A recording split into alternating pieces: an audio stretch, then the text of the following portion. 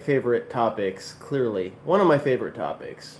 And I want to give a shout out to all the top fans, by the way, before we begin. And then also, I want to give a shout out to all of the new channel members. Welcome channel members. Definitely welcome. Happy to have you.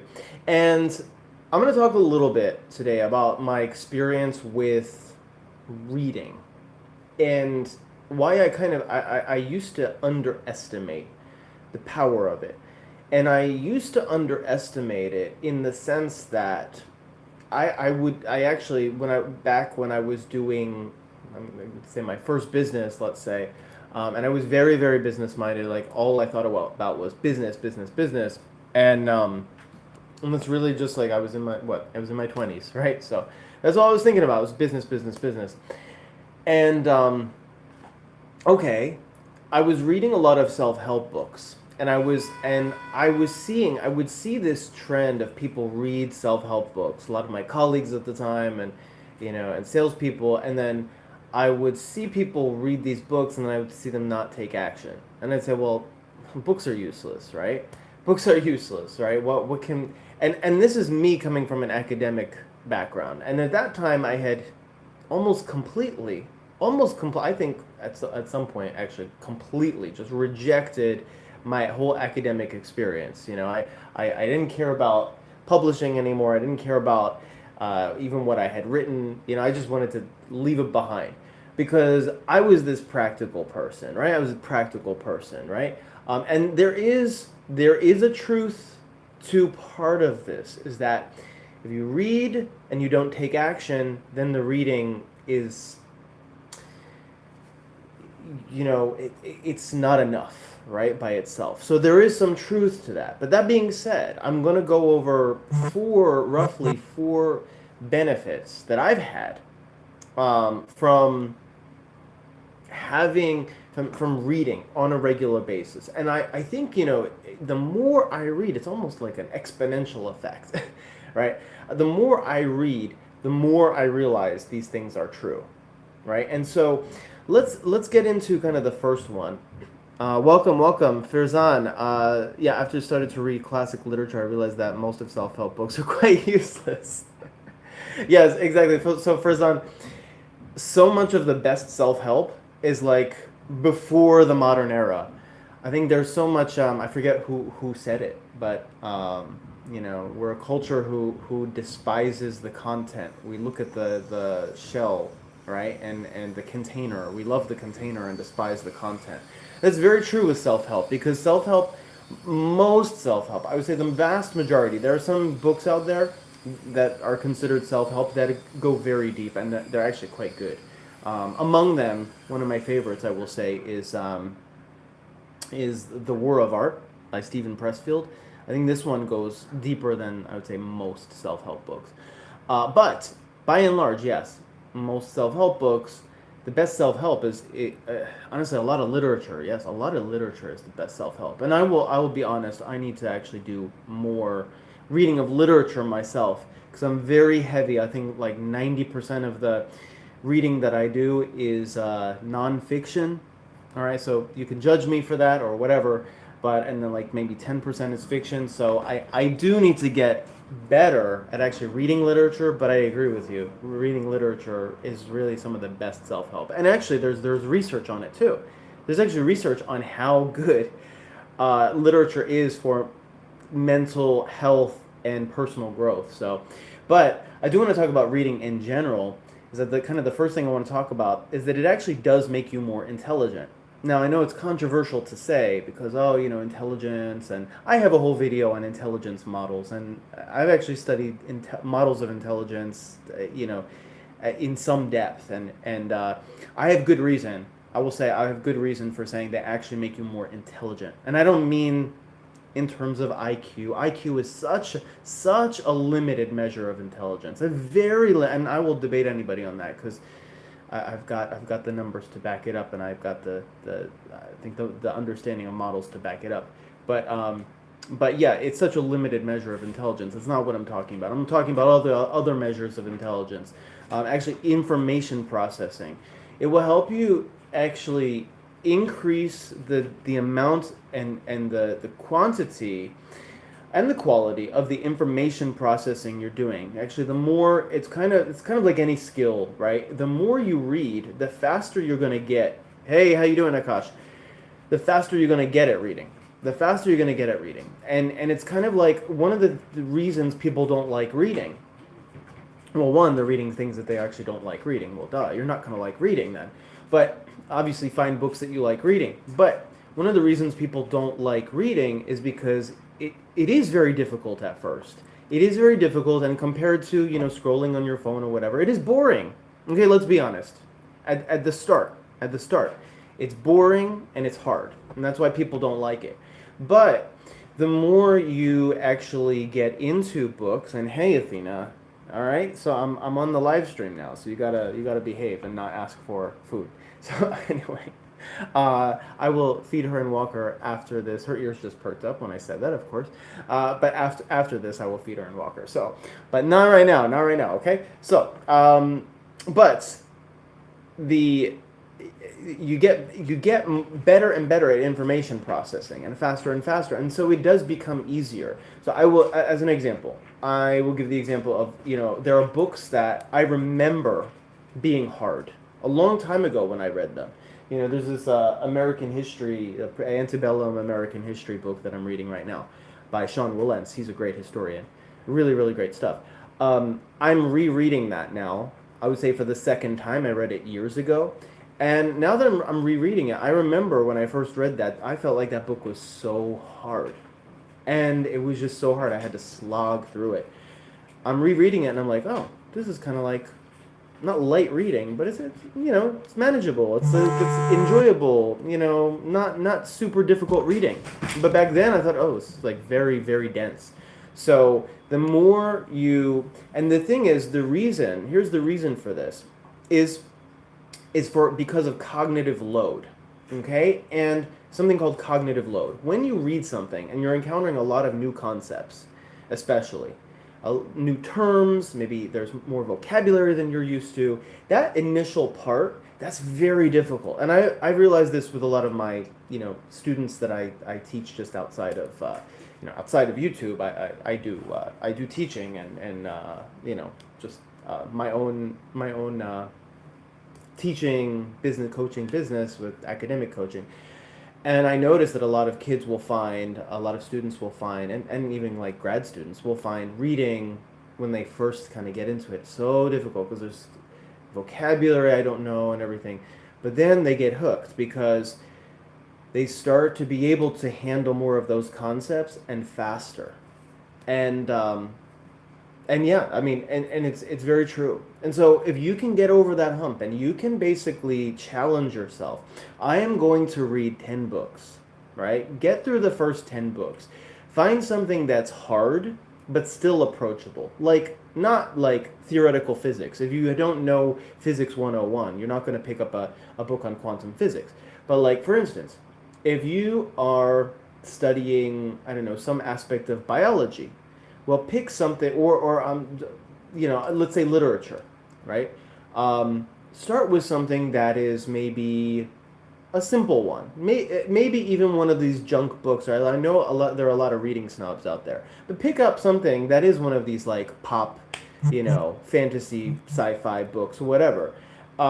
You're going to train your brain to handle that level of information, and read maybe a few of those. And eventually now you're going to get up to Dostoevsky and, and really, really more advanced titles. Okay? And so you will train your brain to be able to do that. And guess what? Now you're going to transition into enjoying it. And I'm going to tell you why that's so important. Because you're going to get into a flow state, right? What's called a flow state. You get super focused and you start to enjoy. This is a special state because you start to enjoy challenges. I really want us to get back as a culture into reading. Hey, Liliana. Hola. ¿Cómo está? Estoy aprendiendo español también. So, yeah. I'm great. So you're learning my language. I am learning your language. So welcome. So basically, is what was I going to say? So yeah, this enhances your life because nowadays, and I know you're on a phone right now. Like on a phone right now, so it's kind of ironic that I'm going to say this, but I will tell you, and I will be totally honest with you. I used to, not too long ago, get, on a Saturday, I'd be like, maybe just exhausted from the week, and I would get on my bed and I'd watch silly YouTube videos or spend time on TikTok. And I would start to do this so much that eventually I started to realize, like, okay, yeah, I'm enjoying it, and I feel like I'm enjoying it, right? It's like a feeling of enjoyment, but it's not actually true enjoyment, because this is what happened, and I don't know if anybody can relate. Let me know. Let me know. But like I'm scrolling, and eventually I watch thing after thing after thing, and it's eventually I just feel like depressed. I'm like, why do I feel awful? Like, why do I feel awful? Why do I actually just feel terrible? I feel terrible. Like, and what I started to realize is it's kind of like a addiction in a way where, how, at first you enjoy something, and it stimulates those reward centers in your brain. You really feel like, oh yeah, that's cool. Oh, I like that. Oh, that funny whatever cat video or whatever it is. Even by the way, even like science videos or something like that, even though they're better, but it's still like, okay, you're getting that. Those to do is seek immediate rewards. But you might say, well, what's wrong with that? Immediate rewards, that's better. It's better than prolonged rewards, right? Reading is like a prolonged reward, and I'll talk about that in a moment. But why what's wrong with that immediate reward? It's training your brain to seek that. And what happens is there are decreasing marginal returns decreasing marginal utility is what it's called. And I don't like utility theory, but it's helpful in some instances. I think utility theory is actually totally invalid in many ways. But anyway,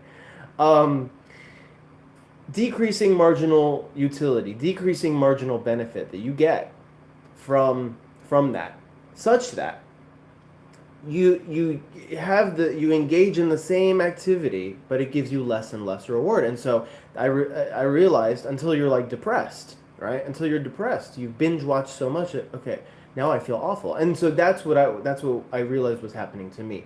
And I'd love to know if that happens to anybody else, or that has happened to anybody else, because that has definitely been my experience. And so as I eventually just transitioned over to replacing that time that I would spend, binge watching things, the more I replaced that time with reading. And at first, maybe it wasn't too pleasant to do that, but I got hooked on it. And I started to train my brain to experience that prolonged reward, right? To have that delayed reward. And guess what? After each reading session, and this is kind of like what happens because it's a form of flow state, after each reading session, I had challenged my brain, I had challenged my thinking so much that at the end, I actually felt refreshed. I felt great at the end of a reading session, and that's actually true. That's what happens to me now. Every time I read a book, or I read a series of books, and maybe you've heard watched other of my videos, and you'll know that I don't read one book at a time. I read multiple books at a time. I think I'm reading right now at least 10 books at a time. At least right now. I have my whole list. I have a stack of books over there. I have a stack of books over here. I have a stack there. I have more on my shelf, and I'm reading multiple at a time. Akash, you read 4 hours daily. But that's actually a lot. That's actually a lot. That's amazing. So you have the time for it, which is great. Not everybody has that stretch of time that they can prioritize it, but if you do, that's great. That's great. And so here's where it became a form and has become a form of stress relief for me. And I'm actually curious who else feels that way because I feel like reading is like almost like therapy in a way. Because when I open a book, right, whether that's literature or whether that's nonfiction, I feel like there's just like new opportunities, right? New ways to think about things that I didn't think about before, or ways of thinking about something that I didn't think about before. And I will talk about this more at length in an upcoming video, but I also think there's a big benefit to obviously reading multiple books at a time. You don't need to read 10 or more like I do at a time. But uh, I think there are benefits to reading more than 20. Yeah, maybe, yeah, for you, more than 20. Wow. But that's good. That's good. I think there's a benefit, a definite benefit, or there's a kind of a trap that you can fall into of reading only one type of book at a time. So, for instance, if you're reading 5 books at a time, they might all be, books on physics, or books on maybe all literature books, or all philosophy books, or like philosophy of language or something like that. If they're all on one topic, that's okay. I think there's nothing wrong with that. Hey, Focus Master, welcome. I think there's nothing wrong with that per se, but I do think there's a huge benefit to reading various types of books all at once from different genres, or even if they're in the same genre, maybe different types of books within that genre. And I'll tell you why. At least from my experience, when I have at those times, at those points in time when I am reading, let's say, all neuroscience books, this is what happens. I start to look at everything as if it's just neuroscience. I'm looking at everything and looking at every problem just from the perspective of neuroscience, right? So yeah, actually, Focus Master, yes, I will. I have more videos coming up. So my next videos are going to be like a lot of learning videos. Farzan, you're getting information in a week from an expert who spent maybe most of his life for that. That's an awesome feeling. Yeah, exactly. Yes, this is live on Car. Welcome. So yes, that's a great perspective. I actually look at books like that, and I have such deep appreciation because I know somebody did, maybe like this person who wrote this book might have studied thousands of sources. And in many cases that's true, like thousands of sources for a book. Football Focus, hey, welcome. And I'm like, wow, that's incredible, and it's such an opportunity. It's such a privilege to be able to soak up a lot of that information. Now, granted, though, this is a good point for Zan. Granted, you probably still will not know that topic as well as that person, just because they know in such granular detail, because they're the ones, that person is the one who looked at all those sources, right? In depth. But still, you can soak up a lot. Now, what was I going to say? So what was I saying was that, so basically, you have these different sources. If you have these different types of books that you're reading, instead of like, oh, it's all neuroscience books that I'm reading at the same time, or it's all philosophy books that I'm reading, or all like math or whatever, you start to get in the habit of not just having a one-track mind of, seeing everything through the lens of neuroscience, or if you're doing biology, seeing through everything through biology, or if you're, philosopher, seeing everything through the lens of philosophy, or if you read literature, seeing everything as through the lens of interpretation and literary meaning, right? It's good to have those various perspectives and be able to think in multiple tracks with multiple understandings. And yeah, so I think there is a huge benefit to reading, when you're reading multiple books at a time, reading multiple types of books. And Alicia, reading a book can be a conversation with the author depending on how you read it. Yeah. Absolutely, Alicia. That's a really great way of putting it. Alicia, I think that, yeah. So if you read a book as a conversation, right? And this is a great point.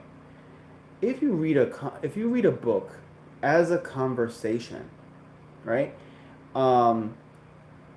What that means is you're engaging with the author. You're not reading passively. And I'm a big proponent. If you watched other videos, and I may do even a full video on this as well, but if you just read as a passively, you won't learn as much. If you read actively and ask questions as you read, take notes and think about how you might challenge, the author on certain things. Maybe if it's literature, maybe imagining yourself in the author's mind. Why did the author write this way, right? It's very, very helpful. Yeah, so you read the books according to your level. That's good. That's good. And then build up. So actually, Omkar, great. I want to ask a question. What should I do? I want to start making videos on YouTube, but I just can't. Got any advice on? So here's my advice.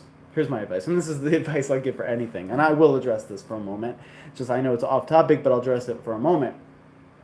If you want to start creating anything, right? This doesn't just apply to YouTube. Because I've experienced this when I started YouTube not too long ago. I was so overthinking every post or overthinking everything, and you have to start somewhere, right? Start with not trying to be perfect. If you're creating art, start by not trying to be perfect. If you're writing something, start by not trying to be perfect. You actually have to accept. This is actually a better way of putting it. If you're not sure about where to get started, you actually have to accept from the get-go, whatever your first creation will be awful. It will be terrible. Okay, just accept it up front. Even if you think in your mind, oh, this is going to be great. Like, I'm going to put this in it. I'm going to do this. I'm going to say this. And it's still going to be terrible. And I'm saying comparatively, compared to what your potential is in the future, it's going to be terrible. And that's okay. Because you have to be terrible first. And this is a principle of all learning. You have to be terrible first. And most people are so afraid of being terrible. And it's been drilled into our culture. I think in a lot of ways in school as well. Like, you can't fail. You can't be bad at something. You have to only be good. You can't get anything wrong, right? You have to be terrible first before you get good at something. What do I read if I'm a very slow learner? Read at your level, read at your level first, and struggle through it. And if you don't understand everything, by the end of the book you feel like I didn't understand anything. That's good, right? You might feel like a failure, but guess what? You gave your brain exercise, a form of exercise. Eventually, the next time you're going to get better. So don't think you failed. If you read a book or you even read maybe a half of a book or a chapter and you're like, I don't know what I just read. That's happened to me. But over time you get better. So read. That's my answer, is read. Read more. Challenges are reading opportunities. Our brain is so amazing. Our brain is so incredible. It has such potential. And I actually see this with students all the time. Yes, there's lots of research on what I'll say here, but I have I've taught a lot of students over time, I think hundreds of students I have taught in the past, maybe the past 10 years. I've taught hundreds, and how is that possible? Well, I've taught both classes. I've taught one-on-one, but I've taught group classes and different group classes and things like that. I've taught a lot. And one of the things that that biases me, honestly, okay, toward the view that intelligence is not this static, fixed thing, is that I've really noticed so many times, and I'm going to talk about this in an upcoming video, I've noticed so many times the growth in many students. Students that you feel like, they really don't, they're not going to do well. They have kind of a low ability. They're starting from a low point. They don't even have vocabulary, like the basic math. They don't even have the basic fundamentals. But what they do is there's a spark, and they start to become very interested in it, and they start to work really hard at it. And they even when they fail a lot at it, they don't get discouraged. And those kids, those students, and the adults too, us adults, we adults, those people, they do spectacular. They have this amazing growth in their ability. That biases me toward the position that I'm like, intelligence can't just be this fixed thing, because I'm almost certain that those kids would not have done very well even on an IQ test at the start, but then they come to the other side and they're like more brilliant than the quote unquote talented kids, and I'm like, wow, it's amazing. So I've seen these breakthroughs so many times that it biases me. It does bias me toward the view that we underestimate our ability so much, and you're way more intelligent. You're way more intelligent than you think you are. And part of actually becoming more intelligent, interestingly, is that you have to think you have that ability. It's called self-efficacy. It's not just, this wishful thinking. It's called self-efficacy, and there's a bit of self-esteem and self-efficacy. These are, psychologically speaking, in these in this process that impels you to challenge yourself. So the one reading tip that I could give everybody here is, most teachers tell you, read at your level. Read at your level. No, don't read at your level. Read a little bit above your level. Read something that you think you absolutely cannot read. All right? So start there.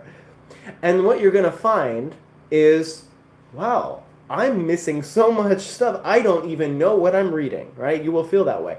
And then what you'll do is you'll hopefully feel the desire that, oh, I really do want to understand that, though. I don't understand it, but I really want to understand it. And that will force you to actually seek out, okay, what exact fundamental concepts do I need that I'm missing? Where are my gaps? I love pushing students that way, too. When I teach, I push them. I say, well, here, let's go into this really complex problem. And they're like, I don't know. What? I'm overwhelmed. Good. You're overwhelmed. Good. That's the first step. Okay. Now let's find out where your gaps are, right? So anyway, it's a little bit of self-pedagogy here that you have to train yourself in, but how to think while reading.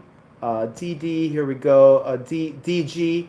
Read the books, great books of civilization. Read the classics. Read difficult books. Yes. Read books that challenge you and stand on the shoulders of giants and propel yourself. Yes. Well said. Well said, DG. Yeah. Well said. Well said.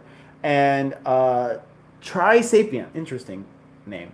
Science fiction is a great way to start because of reading descriptions together with human interaction hones your reading skills far faster than technical. Yeah. So actually, that is correct in a way. And there's no one way to start out reading, honestly. You have to find it's like you have to find the back door into reading that works for you. If it's going to be science fiction, great, start with science fiction. Like if it's, and I've said this before in another video, if that's reading a magazine, right? Reading a trashy magazine or whatever. Hopefully you know what I mean by trashy, but like not that type of magazine, but like magazine like whatever, Cosmo or whatever magazine. And why?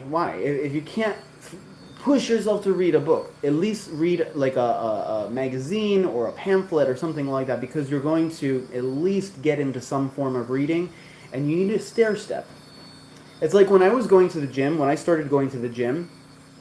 Thank you, Liliana. I appreciate that.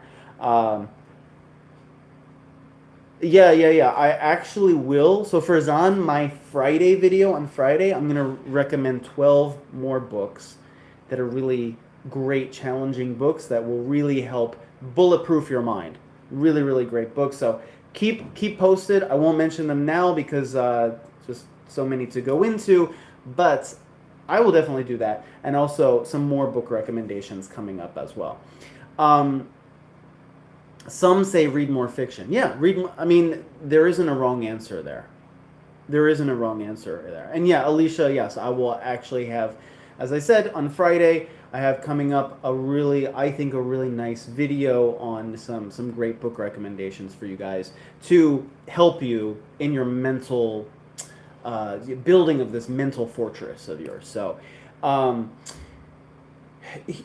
yeah, so I just want to give you some perspective. when I was starting out going to the gym, I actually talked to, I think I was in some casual conversation with a personal trainer, right? And like somebody who had a personal training background. And I said something like, yeah, I'm going to the gym and I go, I do 15 to 20 minutes and then, 2 times a week and I'm, getting into it. And what was his immediate response? Now I go like 2 hours, right, every day. I'm crazy, but I because I want to be physically fit too and healthy, but it also helps your brain health too. But and he shamed me. He basically shamed me. He said 15, 20 minutes at the gym. That's not enough. That's not enough. But I would encourage you, don't be that way to yourself when you're getting started reading. If 15 minutes is what you can do to get started, then great. Like celebrate that because getting started is the hardest part. But once you get started and you get that habit going, you're going to be able to build on that. Don't be ashamed of 15 minutes. I used to start out with reading when I was getting back into reading after years of not really having it as a habit from my academic days. Um, I started with 15 minutes. Right? I started with 15 minutes. I even started a bit like with audiobooks, right? Not reading books. I started with audiobooks. And I know people say, well, audiobooks, no, audiobooks aren't real books. And yeah, it's best to actually read books. But again, if that's something that gets you in the habit of reading and gets you interested in it, then that's the way. That's the best way. So, so next is my answer to you is you have to find the way that works for you. What works for me, I used to do 15 minutes a day and say, okay, this is 15 minutes a day. But now what I do is I do have a calendar kind of slot in my calendar for how much I want to read. I might schedule an hour and a half or something like that for reading. But most importantly, I will list out the books. I have it all on my calendar. I wish I could show you my phone because then I could show you my calendar. But because I'm on my phone right now, so I can't show you. But in my calendar for each day of the week, I have a list of, okay, this is the 4 or 5 that I want to read today in this time slot. Next time is this is the 4 or 5 that I want to read today. And what that actually allows me to do is it allows me to pick and choose how much of each of those books I will read. I have this time frame to read, but sometimes let's be honest. Sometimes I'm like, oh, I don't really feel like reading this book. I'll read 15 minutes of this book, or I'll just read one chapter of this book. But I really want to read this other one. I'm really interested in this other one. I'll read like several chapters in that time frame, maybe, and then this other one I'll read one chapter, right? So it depends. You can mix it up with that goal, right? And then I'll just leave you with this. Yeah, sorry for all. I can't get to all your comments here, but feel free if you have more comments. Feel free to reach out to me after. I'll leave you with this: when you're bored, something called the default mode network activates in your brain, and this is something that helps you synthesize ideas. It helps you think of more creative solutions. It's that unconscious process that leads you to these really amazing insights. Most of us are, because we're engaged with social media so much and scrolling and we have to be on our phone and we have to be engaged in something and we don't just take time to be bored. We don't activate that default mode network as much. And so we're left not really thinking, actually. Right? Drummer boy. So I basically I talked a lot about that, about how to motivate yourself to read. Feel free to watch the replay, because I won't go back over it, but feel free to watch this replay. When you read a lot, and then you combine that with these moments of, okay, 15 minutes, for these 15 minutes, I'm just going to do nothing. I'm just gonna, who said that they live in Peru here? If you live in a beautiful country like Peru, you can look out on the mountains, right? For 15 minutes, right? And you can, just soak that in. And the best ideas will often come to you because you've read all those things, because you have so many constantly so many ideas in your mind. Your brain, your mind is going to unconsciously start to make all these amazing connections. And you're going to, because of that, you are going to change your life, because you're going to be able to find better solutions. You're going to be more creative. And ultimately, that is a wonderful thing. So guys, I really love spending time with you. Look out for more videos of mine coming up about reading, about learning, about becoming a polymath, about growing yourself, right? I have much more of that. I think some really good videos coming up here in September, so keep a watch out for those. And if you want to work with me personally, feel free to check out my Critical Thinking Academy. Also, you can find the link to that basically under any of my videos. And feel free to subscribe. I love learning with you guys. I love growing with you guys. Feel free to stay tuned and have a wonderful day. I will see you guys next week, same time.